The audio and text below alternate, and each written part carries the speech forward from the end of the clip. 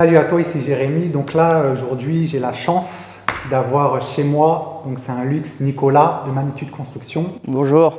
Donc pour ceux qui ne connaissent pas Nicolas, donc Magnitude Construction, le leader de la construction de villas, surtout de luxe, à Bali, implémenté sur Ubud, même s'ils font toute l'île. J'ai énormément de questions sur mes réseaux sociaux concernant l'investissement à Ubud et à Bali en général, parce que c'est un marché immobilier un peu particulier. Je me suis dit, je vais interviewer directement Nicolas pour justement répondre à toutes vos questions que j'ai regroupées via mon compte Instagram.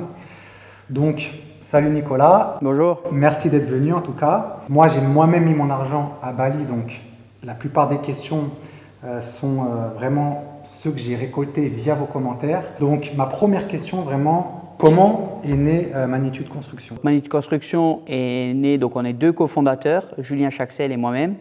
Julien Chaxel est arrivé à Bali il y a 6 ans. Il était parti sur Bali, pas pour faire de l'immobilier, et puis en parlant avec les locaux là-bas, les Français expatriés depuis pas mal de temps, il s'est penché sur la question. Il a acheté une maison 6 chambres qu'il a rénovée, et suite à la mise en location, il gagnait plus de 10 000 € par mois net. Ah ouais. Voilà.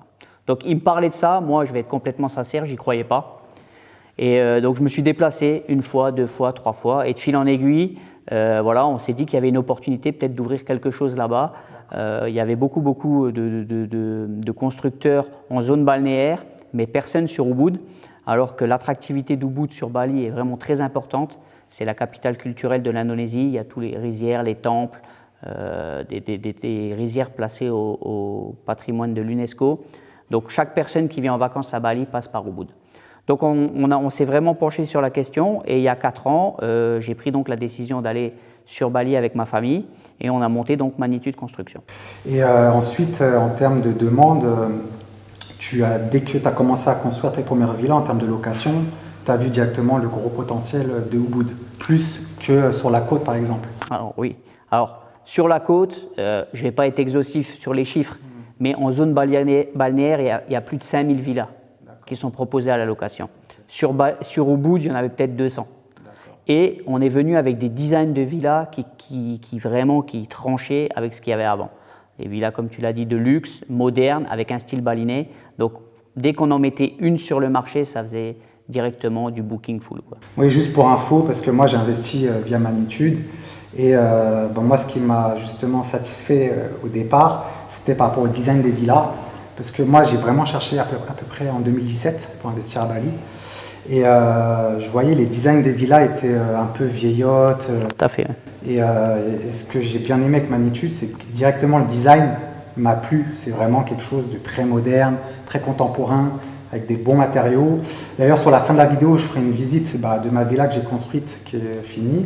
Comme ça, vous verrez vraiment le design des villas qui sont vraiment modernes en fait. Et puis, on propose aussi du sur-mesure. Aujourd'hui, le client travaille en collaboration avec notre équipe d'architectes, voilà, pour designer sa villa. Comme ça, au moins, ils ont ce qu'ils veulent, quoi. Moi, j'avais une question aussi, parce que moi, j'ai investi beaucoup en France. Et en France, construire une maison, généralement, c'est moins rentable que la rénover. Par exemple, moi, je rénove beaucoup des immeubles que je divise en appartements, bref. Et moi, ma question, c'est à Bali, c'est pas plus rentable directement, parce que j'ai regardé sur Ubud, des fois, il y a des vieilles maisons. C'est pas plus rentable aujourd'hui de les rénover que directement construire du neuf.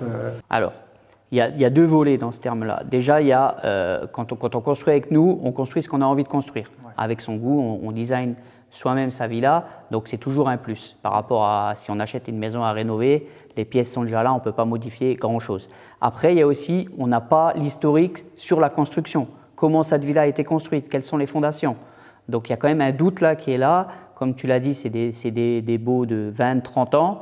Donc si dans 5 ans, il y a des problèmes de fondation, ça risque d'être compliqué.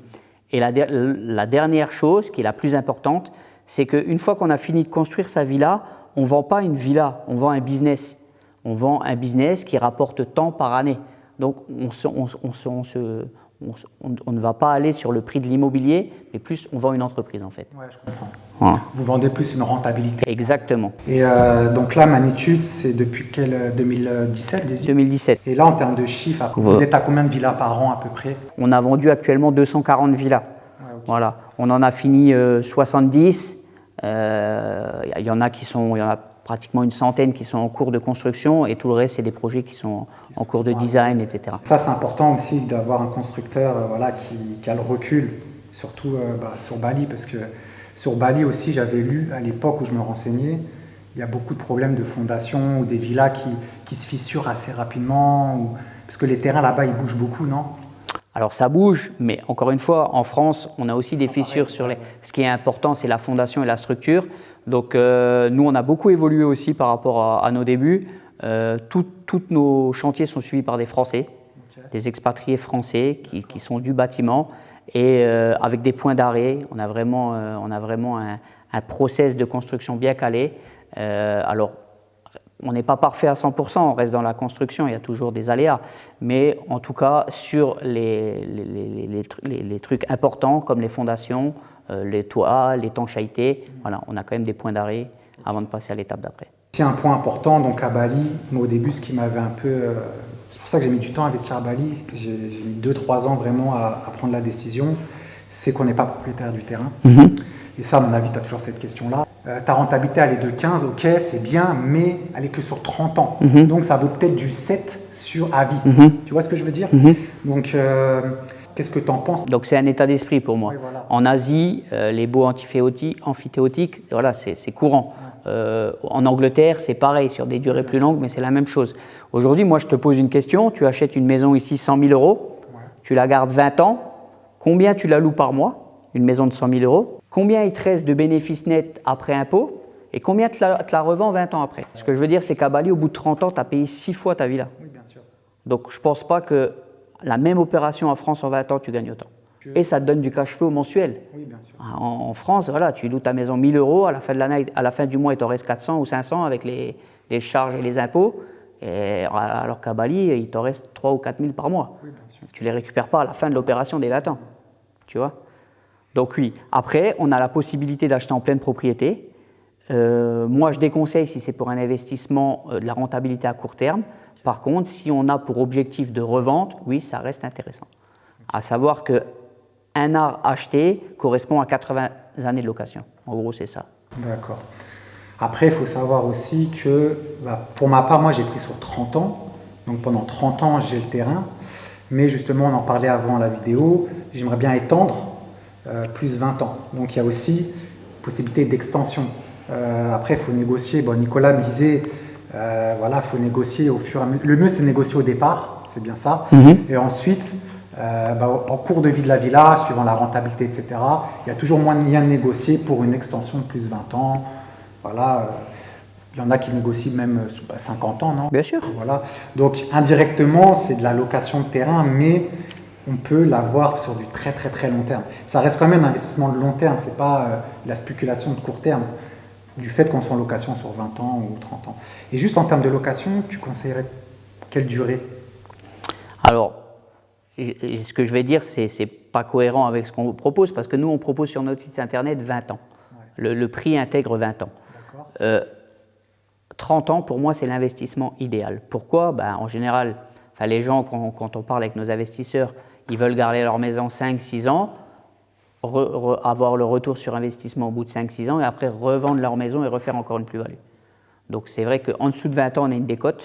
S'il reste 23-24 ans de lease, on arrive bien les vendre. Juste en termes, c'est une bonne question. Bon, je ne l'avais pas noté cette question. C'est juste en termes de, si tu veux revendre ta villa, il faut au minimum qu'il te reste au moins 20 ans de location. C'est ça. Toujours mieux. Après, on a une décote. En dessous de 20 ans, il y a une décote. En dessous de 20 ans, il y a une décote. Ouais. Okay. Donc ouais, c'est toujours bien d'acheter ta villa au moins avec 30 ans, minimum. Entre guillemets. Tous nos terrains, 100% de nos terrains sont négociés pour 30 ans. D'accord. Ça veut dire que, quoi qu'il arrive, même si notre client prend 20 ans, il aura à n'importe quel moment la possibilité de prendre les 10 ans supplémentaires. D'accord. C'est validé comme ça. Okay. Et 90% d'entre eux, 30 ans plus 20 ans. Comment ça se passe? Ça veut dire, bon, moi par exemple, j'ai trouvé mon terrain, donc c'est Magnitude qui s'en occupe. Donc moi, pour ma part, il m'a envoyé des photos, parce que bon, moi j'ai acheté pendant le Covid, donc j'ai pas pu me déplacer. Et ça, c'est aussi bien que Magnitude, c'est qu'il y a moyen de faire tout à distance. Donc Nicolas et son équipe m'ont envoyé plusieurs terrains. J'ai choisi un terrain. Bon, après, Nicolas m'a conseillé, parce qu'il a l'expérience de Ubud, etc. Et ensuite, ça se passe comment? Donc j'ai choisi mon terrain. Je crois que j'avais J'avais lâché un acompte. C'était 5 000 € d'acompte, oui. 5 000 € d'acompte. Et On utilise cet acompte pour bloquer le terrain Voilà, et pour lancer tout le process de la PTPMA, etc. Alors la PTPMA, c'est une entreprise qu'on ouvre pour les investisseurs afin de générer de l'argent en toute légalité en Indonésie. On est taxé sur cette société maximum à hauteur de 1% sur toutes les incomes. Donc là-bas, on ne peut pas investir en tant que personne physique. On peut. Le problème, c'est après comment générer les revenus. Qu'est-ce qu'on fait de son argent? D'accord.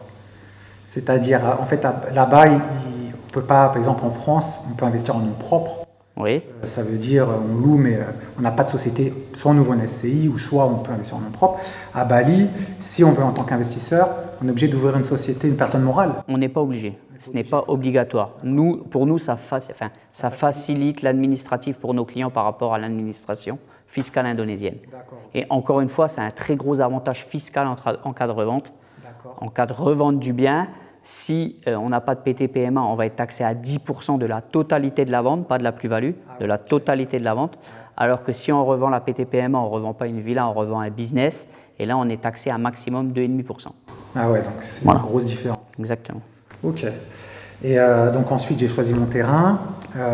Donc là, c'est chez le notaire. Comment on bloque le terrain? Alors non, nous, on bloque le terrain avec le propriétaire du terrain. Alors ça aussi, j'ai souvent la question qui me revient. On n'achète pas le terrain à l'État. Les terrains appartiennent à des particuliers, des agriculteurs dans la grande majorité. Donc nous, on lui verse un acompte pour bloquer le terrain. Et après, chez le notaire, c'est la signature directe. D'accord, ok. Et donc là, oui, c'est signature comme quoi on est locataire du terrain. Pendant une période donnée. Voilà. Okay. Et ensuite, tout ce qui est création de société, donc ça, c'est vous qui le faites. Oui. Et en termes de compte bancaire, la même chose. Exactement. Donc nous, on a la capacité d'ouvrir le compte bancaire de la société. Ouais. Par contre, on ne peut pas ouvrir le compte bancaire perso. Ok. Le compte bancaire personnel doit être ouvert par la personne physique en local. Donc les prix des villas, donc sur le site Magnitude Construction, c'est avec tout ça. Tout est inclus. Tout est inclus. Les frais admitrices, les frais de notaire, tous les frais, jusqu'au linge de maison, la petite cuillère, tout est intégré dedans. Et je voulais voir en termes de tarifs. Donc déjà, bon là on est en période un peu crise sanitaire, etc. Bon, on en parlait avant. Est-ce que tu as vu une évolution des tarifs, des prix des villas? Donc toi, tu me disais que les terrains, du moins, tu n'avais pas vu une hausse des terrains? Non. Ça reste... C'est stable. Il y a pas, les gens ne bradent pas des terrains. Alors bien sûr, il y a toujours des exceptions, oui, des gens qui sont... Affaires, voilà. Mais en général, non, les gens qui veulent vendre leur terrain, les vendent au prix du marché. Et ceux qui en veulent trop, ils ne partent pas. Et les prix des villas, pareil, de Magnitude, tu disais que ta main-d'œuvre liée à la crise sanitaire est un peu plus chère. La main-d'œuvre est plus chère et aussi les matériaux. Il y a eu une grosse incidence sur le fret. On a beaucoup de matières premières qui viennent de Chine. Ouais. Le prix du fret a flambé avec cette crise. Donc on se retrouve à payer la matière première beaucoup plus cher qu'avant. D'accord, ok. Ouais. D'où l'augmentation, parce que je sais que quand j'ai acheté ma villa, c'était en 2019 ou 2020, je ne sais plus. Ça augmentait un peu, je vois sur le site, mais c'est lié surtout à ça, c'est l'impact. Alors il y a eu beaucoup de choses qui ont fait l'augmentation. Bien sûr, au début, on a commencé. Ah oui, parce que pour démarrer, voilà, on a voulu se faire connaître, donc on a mis des prix coûtants entre guillemets. Ouais. Après, on a aussi augmenté notre structure. Aujourd'hui, il faut savoir que Magnitude Construction, c'est plus de 2000 personnes. En comptant les salariés, on a un bureau d'études, structure, des architectes, beaucoup d'expatriés. Les expatriés sont très chers, avec les quitas, les visas de travail, etc. C'est très cher. Donc oui, on a dû augmenter forcément. Mais voilà, je veux dire... Ça reste quand même compétitif. On n'est pas les moins chers du marché, mais on n'est pas les plus chers non plus. Et aujourd'hui, il faut toujours mettre en parallèle la rentabilité. Oui, bien sûr. J'avais une question pour revenir au terrain. Quels sont, donc, moi pour ma part, donc c'est Magnitude qui a fait les recherches, qui m'ont proposé des terrains. Et quels sont les critères? Est-ce que par exemple, on va te proposer des terrains sur Ubud ou ailleurs, tu vas obligatoirement les choisir parce qu'on te les propose et après le balancer à ta clientèle? Non, c'est filtré avant. Okay. C'est moi personnellement qui me charge du choix du terrain, des terrains, de tous les terrains. Okay. Donc les critères principaux, c'est proximité du centre, 3,5 km maximum, accès routier par voiture et une vue, soit rizière, soit jungle. Voilà. Ça, c'est les critères principaux. Qu'est-ce qui fait un bon terrain vraiment sur... C'est subjectif le choix du terrain.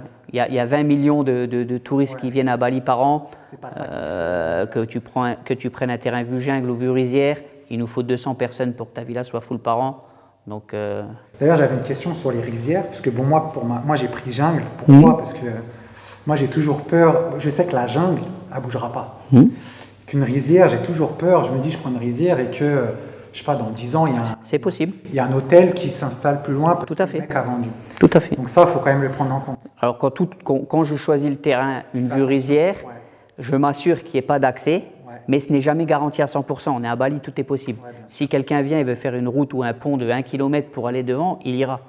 Mais on essaye de minimiser les risques.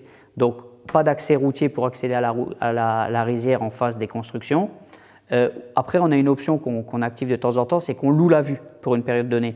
Ça veut dire qu'on paye le fermier pour qu'il ne puisse pas vendre cette rizière pour construire. Donc pour lui, c'est tout bénef.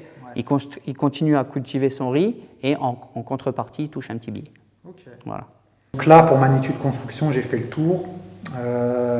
Donc il faut savoir que Magnitude a aussi Magnitude Management. Tout à fait. Donc il s'occupe également de louer la villa, surtout principalement sur Airbnb. Vous faites que Airbnb? Non, on fait Booking maintenant. D'accord. Donc voilà, il s'occupe, moi je sais pour ma villa, il y a eu des photos, vidéos, l'annonce qui est mise sur Airbnb et sur les sites type Booking. Et après, je crois, je ne sais plus s'il y a des personnes qui sont dédiées aux villas, des personnes du staff? Du staff. Oui, tout à fait. Et par villa, c'est quoi? Ça dépend du nombre de chambres. D'accord. Voilà, ça dépend vraiment du nombre de chambres. Donc tu as un jardinier qui est dédié, enfin il est mixé par rapport à plusieurs villas, jardinier, pisciniste, et après on a un staff pour faire le ménage. On a un butler aussi qui parle bien anglais pour faire les check-in, les check-out, et les états des lieux entrée-sortie. Voilà, ça c'est du staff attitré aux villas. Et il y a quelqu'un qui va directement chercher le client, comment ça se passe? C'est à la demande. En fait, quand le client book, on a une personne qui s'occupe des transports.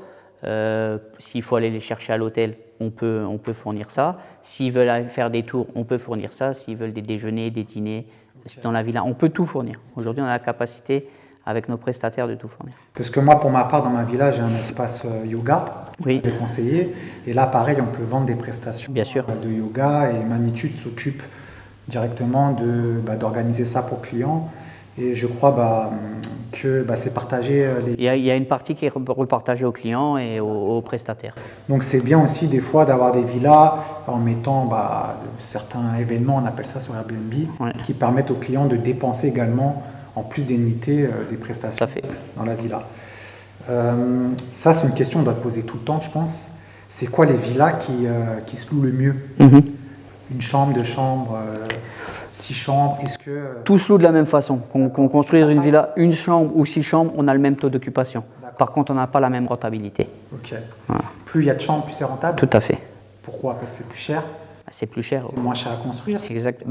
Il y a 6 chambres. Une villa, 1 chambre sur notre catalogue, c'est 135 000 €. On loue ça 50, 60, 70 € la nuit. Une villa 6 chambres, c'est 345 000 €. Et donc, ce n'est pas 6 fois plus cher. Et par contre, on la loue 500, 600 €. On la loue 10 fois plus cher. C'est plus cher parce qu'il y a de la rareté. C'est pourquoi ça se loue? Alors, 1, il y a de la rareté. Et 2, notre clientèle, ce n'est pas des Français. Donc, il faut sortir de ça en disant, nous, on ne partirait pas à 5 familles à Bali en vacances. Ce n'est pas des Français. Donc, voilà, les autres nationalités partent souvent en vacances en groupe. Et puis, une villa 6 chambres, ça reste 2 couples avec 2 enfants, quoi. C'est pas non plus des grosses troupes, quoi. En fait, les plus rentables sont souvent avec le plus de chambres possible. Vous faites maximum 6 chambres ou il y en a qui... Maximum 6 chambres parce qu'après, c'est plus des villas, c'est de l'hôtellerie. Ah, d'accord. Donc les autorisations sont différentes. Ah, ok. Ça, c'est intéressant de le savoir. Pareil pour donc là, je suis toujours sur Magnitude Management. Par rapport aux coûts fixes. Oui. Généralement, c'est quoi les coûts fixes qu'un investisseur va devoir prévoir pour la gestion de la villa, entre guillemets? Alors les coûts fixes, c'est le salaire, les salaires des staffs, l'électricité, l'eau potable, la lavanderie et tous les consommables liés à la villa. Alors on appelle ça des coûts fixes, mais c'est plus variable parce que l'électricité, si on a 1 jour de location, on en a 20, ça ne coûte pas la même chose. Et en charge fixe, c'est ce qu'on a. Et après, on a nos commissions. Ok. Et donc, les commissions management, combien vous êtes pour… Alors, il y a deux volets. Pour les villas 1 et 2 chambres, c'est 20%. Avant, c'était 12%. Mais c'est pour ça que je vais expliquer après pourquoi il y a des volets. Et de 3 à 6 chambres, c'est 18%. On a 12% de base pour une gestion complète de votre bien. Les 8% ou les 6% de plus, c'est pour du marketing. Donc du marketing, du référencement SEO sur les différentes plateformes. Et il faut savoir que quand on fait ce marketing-là, on loue la villa plus cher. Donc si on loue la villa, si on fait une location à 100 €, pour le client, il reste 88 € avec l'option 12%. Par contre, on la loue 106 ou 108 ou 110 avec les 18. Donc le client ne paie rien, ne gagne rien de plus. Par contre, son taux d'occupation est supérieur. Parce qu'on fait du référencement. Il y a plus de coûts fixes, mais en même temps, le chiffre d'affaires augmente. Donc. Exactement. Et est-ce que donc Magnitude Management a une certaine évolution des prix? Donc ça veut dire que les prix sont dynamiques. Oui. Bon, moi je te dis ça parce qu'à l'époque, quand j'étais étudiant, je travaillais sur Paris. Et je sais que où je travaillais, ils avaient un logiciel, suivant l'offre et la demande, même la réservation autour, etc. Les prix bougeaient directement. C'est pas automatisé, c'est manuel, mais on manage les tarifs au jour le jour. Je veux dire, plus la date d'échéance arrive, plus les prix diminuent. Voilà. Et l'objectif, c'est de louer un maximum la villa. Ouais, ok. Oui, que le maximum de taux d'occupation. Voilà. Après, voilà, dans cette période, c'est pas très représentatif ce qui se passe, mais honnêtement, on n'a pas à se plaindre. Donc, tu as du staff dédié qui s'occupe uniquement justement de gérer le prix à la nuitée. Bien sûr. Bien sûr, pour tout à fait. maximiser justement le rendement du Tout à fait. De toute façon, vous êtes gagnant parce que vous touchez de la cote. Exactement. Et le client, il gagne. C'est ce qui est important à comprendre, c'est plus mon client gagne de l'argent, plus je vais en gagner. Ouais, bien sûr. Donc, on est dans le même bateau. Ouais, ok. Donc ça, c'est important parce que des fois, il y a des sociétés de management qui font pas cette tarification. Des fois, mettre le prix pareil pendant 6 mois. Aucun intérêt. Et voilà, et ils maximisent pas justement les rendements du client finalement. Et on a aussi augmenté notre pourcentage de commission. C'est aussi lié au Covid. Nous, nos charges fixes, Covid ou pas Covid, elles sont là. Donc, on a dû à un moment, sinon on n'arrivait pas à suivre. Ouais, quelles sont pour toi les perspectives concernant le marché à Bali? Parce que j'ai beaucoup cette question également. En termes de saturation.